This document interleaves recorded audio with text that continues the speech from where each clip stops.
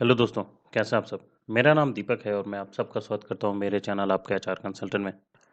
दोस्तों, आज की इस वीडियो में हम लोग बात करेंगे द कॉन्ट्रैक्ट लेबर एक्ट के बारे में, जिसका फुल फॉर्म है the contract labour regulation and abolition act 1970।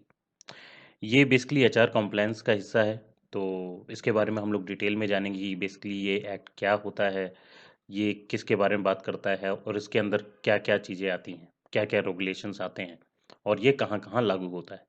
तो पूरा वीडियो जानने के लिए बने रहिए। चलिए शुरू करते हैं।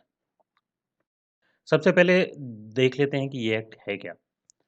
तो जो कॉन्ट्रैक्ट लेबर एक्ट है, जिसको कि हम contract labour regulation and abolition act 1970 बोलते हैं, ये इंडियन लेबर लॉ के अंतर्गत आता है।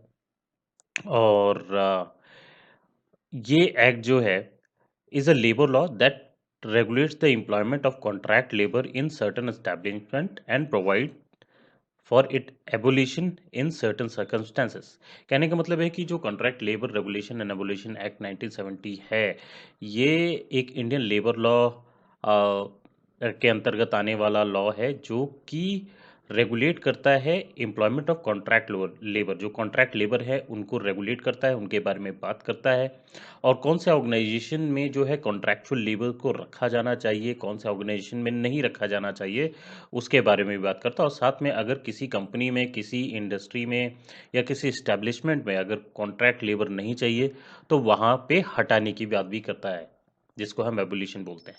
ठीक है, तो ये मेन बात की जाती है इस एक्ट में। अब ये अप्लाई होता है उन स्टैब्लिशमेंट में जहाँ पे 20 या 20 से अधिक जो है कॉन्ट्रैक्चुअल लेबर हैं। It applies to all establishment employ 20 or more contract labor and to all contractors who employ 20 or more contracts।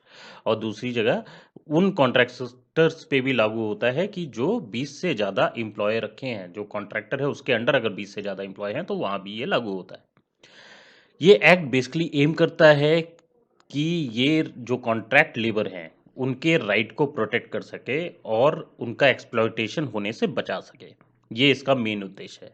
Hope आप लोगों को इसका डेफिनेशन समझ में आ गया होगा दोस्तों। चलिए अब बिना देरी के हुए आगे बढ़ते हैं। अब इसके ऑब्जेक्टिव समझ लेते हैं। इस एक्ट के बेसिकली क्या ऑब्जेक्टिव्स हैं और क्या स्कोप है इस एक्ट में। सबसे पहला जो ऑब्जेक्टिव है इसका वो ये है कि ये प्रिवेंट करता है एक्सप्लॉयटेशन ऑफ कॉन्ट्रैक्ट लेबर।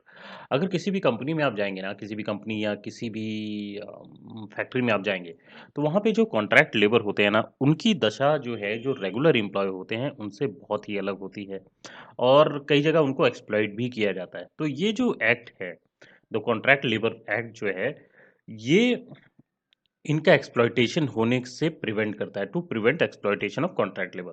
दूसरा, to provide proper proper and habitual working condition. जो प्रॉपर वर्किंग कंडीशन जो नॉर्मल एम्प्लॉय को मिलती है, कॉन्ट्रैक्चुअल लेबर्स को भी मिलनी चाहिए, तो इसके बारे में भी ये एक्ट बात करता है। और ये रेगुलेट करता है functioning of the advisory board, कि कॉन्ट्रैक्ट लेबर जो है एडवाइजरी बोर्ड के फंक्शन और एडवाइजरी बोर्ड बनाने पे ध्यान देता है, ताकि अगर कल को कुछ होता है कॉन्ट्रैक्ट लेबर के साथ, तो एडवाइजरी बोर्ड जो है इसके ऊपर ध्यान दे सके और इसके ऊपर कार्रवाई कर सके। Then to lay down the rules and regulation regarding registration procedure of establishment of employing contractual labours. और साथ में ये जो इसका मेन स्कोप और ऑब्जेक्टिव है कि ये रूल्स को ले डाउन करता है regarding registration of the process. जो रजिस्ट्रेशन प्रोसेस होता है कॉन्ट्रैक्टुअल लेबर को किसी भी कंपनी में लगाने का या स्टैब्लिशमेंट में लगाने का, उसमें जो प्रोसेस होता है उसको ले डाउन किया जाता है कि इस प्रकार से प्रोसेस होगा, इसी प्रकार से आपको फॉलो करना है, आप उसको तोड़ के बीच में आप कैसे भी एक कॉन्ट्रैक्चुअल लेबर को ला नहीं सकते। देन नेक्स्ट आता है to state the necessary requirement and procedure of licensing of contract. ये साथ में जो कॉन्ट्रैक्टर है उनके लिए भी बात करता है कि आपको नेसेसरी रिक्वायरमेंट फुलफिल करनी होगी और उस प्रोसीजर को फॉलो करना होगा, तभी आपको जो है लाइसेंस जो है मिल पाएगा। देन ये also it also talks about panel provision in case of violation of the offence under the act. अगर कोई इस एक्ट को नहीं मानता और ऑफेंस करता है, तो इसके ऊपर जो है चार्जेस भी लग सकते हैं, तो इसके ऊपर भी ये बात करता है। ठीक है दोस्तों, तो ये कुछ ऑब्जेक्टिव एंड स्कोप है इस एक्ट में दोस्तों। चलिए आगे बढ़ते हैं। अब इसके की प्रोविजंस जान लेते हैं कि इसकी क्या क्या की प्रोविजंस हैं। तो सबसे पहले डेफिनेशन ऑफ कॉन्ट्रैक्चुअल लेबर जान लेते हैं कि कॉन्ट्रैक्ट लेबर बेसिकली होता कौन है। A workman shall be deemed to be employed as contract labour. जो वर्कमैन है, जो फैक्ट्री में काम कर रहा है एज अ वर्कमैन, वो उसको कॉन्ट्रैक्चुअल लेबर की कैटेगरी में तब रखा जाता है और in a connection with the work of establishment when he is hired or in connection with such workplace by through a contractor। उसको कॉन्ट्रैक्चुअल लेबर की कैटेगरी में तब डाला जाता है जब वो किसी कॉन्ट्रैक्टर के द्वारा हायर किया गया हो, कंपनी के द्वारा नहीं, डायरेक्ट कंपनी के द्वारा नहीं। अगर किसी कॉन्ट्रैक्टर के द्वारा अगर वो हायर किया गया है, वो वर्कमैन हायर किया गया है, तो उसको कॉन्ट्रैक्चुअल लेबर में डाला जाता है। वो कॉन्ट्रैक्चुअल लेबर होता है, ना कि वो फुल टाइम एम्प्लॉय होता है कंपनी का। ठीक है, वो कॉन्ट्रैक्टर के अंतर्गत आता है और without the knowledge of the principal employ. और यहाँ पे एक और चीज बोली गई है कि चाहे जो मेन एम्प्लॉयर है, मेन कंपनी है, कंपनी के नॉलेज या विदाउट नॉलेज, उससे फर्क नहीं पड़ता है। अगर कॉन्ट्रैक्टर जो है एक एम्प्लॉय को लेके आ रहा है और कंपनी में लगा रहा है और कंपनी को पता है या नहीं पता, उससे फर्क नहीं पड़ता। लेकिन अगर कॉन्ट्रैक्टर लेके आ रहा है तो वो कॉन्ट्रैक्चुअल लेबर की कैटेगरी में आ जाता है। तो होप आप लोगों को डेफिनेशन इसका समझ में आ गया होगा। देन नेक्स्ट आता है registration of contractor. Contractors are required to register with the appropriate government. जो अप्रोप्रिएट गवर्नमेंट है, जो स्टेट गवर्नमेंट है, उनमें जो है कॉन्ट्रैक्टर को जो है अपना रजिस्ट्रेशन करवाना पड़ता है कि मैं कॉन्ट्रैक्टर हूँ और मैं जो है बाकी लोगों को एज अ कॉन्ट्रैक्टर जो है मैं लगवाऊंगा कॉन्ट्रैक्ट लेबर के रूप में। देन नेक्स्ट आता है वेलफेयर मेजर्स।